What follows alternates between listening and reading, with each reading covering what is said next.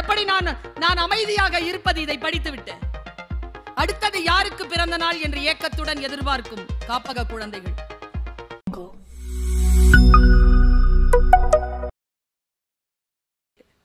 தண்டவாளங்கள் சந்தித்துக் கொண்டன பழைய இரும்பு கடையில். இது பாருங்க, எனக்கு ரொம்ப அழுத நான் இத. ஏன்னா எனக்கு அந்த மாதிரி அப்பா தான். பொத்தலோடு தான் நெய்வார்களோ அப்பாக்களின் பனியன்களை. மூன்றாம் பரிசு பெற்ற கவிதை. மந்தையில் இருந்து தவறி செல்லும் ஒற்றை ஆட்டின் பாதை சரியாகவும் இருக்கலாம். கிளம்புங்க, மந்தையில் இருந்தது போதும், உங்கள் பாதை சரியாக கூட இருக்கலாம். செகண்ட் கவிதை, நான் சொன்னல நைட்ல தூக்கம் வராதுன்னு, அந்த மாதிரி கவிதை. மாடு தொலைந்த இரவு தேடி அலையும் திசையெல்லாம் கேட்கும் மணி ஓசை. நாசமா போச்சு. இது பாருங்க, நாமெல்லாம் நல்லா தூங்குவோம், முக்கியமானவங்க தூங்க மாட்டாங்க. மணல் திருடனுக்கும் அஸ்தி கரைக்க தேவைப்படுகிறது ஒரு நதி.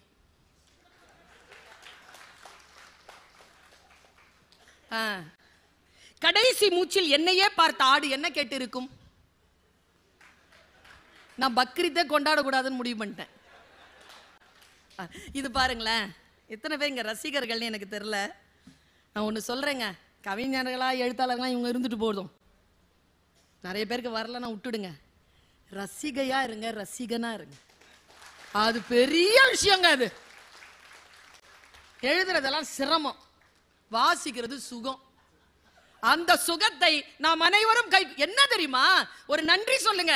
படிக்க வருது, படிச்சா புரியுது, ஏன் விட்டு கொடுக்கணும்? படிச்சு முடிப்போம். இங்க பாருங்க, இந்த கவிதை சொல்றேன். மழைக்கு பின், மழைக்கு பின் கம்பியில் சிறிது ஓடி ஒத்திகை பார்க்கிறது துளி நதி. அது அப்படி ஓடுது, பார்த்துருப்பீங்கல்ல. நிறைய பேர் கம்பிகளை உள்ள பார்த்துருப்பாங்க, வெளியில மழையில நாம தான் பார்ப்போம்.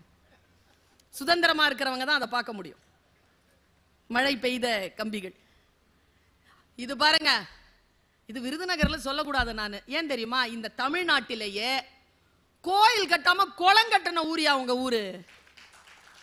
ஐயா, குளங்கள் கட்டினா போதும்னு சொல்ற ஒரு ஊரை இந்த உலகம் திரும்பி பார்க்க வேண்டாமா? இங்க பாருங்க, தண்ணீர் இல்லா குளத்தில் நீந்துகிறது பறவையின் நிழல். காட்சிப்படுத்துங்க. தண்ணீர் இல்லா குளம், நீந்துகிறது பறவையின் நிழல். நூலருந்த பட்டம் பதற்றத்துடன் கை நீட்டுகிறது மரம்.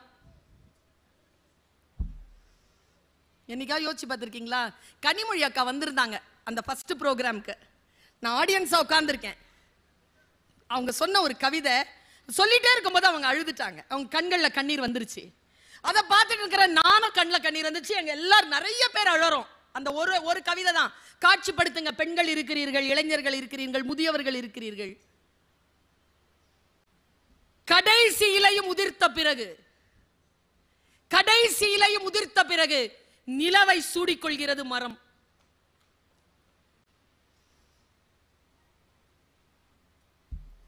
ரொம்ப இருட்டான ஒரு காட்டுக்குள்ள ஒருவேளை பௌர்ணமி அன்னைக்கு போயிடுங்க, ஒற்றை இலை கூட இல்லாத அந்த மரத்தை பாருங்களேன், அது தலையில பெருசா சூடிக்கிட்டு இருக்கும் நிலவை. இந்த காட்சிகள் எல்லாம் யாருக்கு சொந்தம்? அனைவருக்கும் தான் சொந்தம். ஆனால் அதை தனதாக்கிக் கொள்ளுகின்றவர்கள் கவிஞர்கள் மட்டும்தான். அதை தனதாக்கிக் கொள்ளாமல் எழுத்தில் பதிக்கின்றவர்கள் தாயுமானவர்கள். நமக்கு கடத்துறாங்க இல்லையா? அந்த காட்சியை நமக்கு கடத்துறாங்க இல்லையா? உடைந்த பானையின் சில்லுகளில் மிச்சம் இருக்கிறது கொஞ்சம் நீர். அந்த இடுகாட்டிற்கு உயிர் தந்தது ஒரு பிணம். நான் எங்க போறது இந்த கவிதையை படிச்சுட்டு?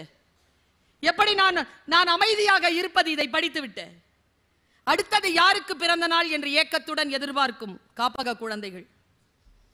ஏரியில் கட்டிய வீட்டில் வாழ்கிறது வாஸ்து மீன். இத்தனை பெரிய ரயிலில் குழந்தை இருக்கும் பெட்டி மட்டுமே விழித்திருக்கிறது. தறி நெய்யும் ஓசையில் தெரிந்து விடுகிறது அம்மாவின் மனநிலை. அறுவடை முடிந்த வயல், எதுவும் இல்லை என கைவிரித்து நிற்கும் பொம்மை. இதையெல்லாம் வாசிக்கின்ற பொழுது நான் இன்னும் இன்னும் வாசிப்பிற்கு பக்கம் போகிறேன்.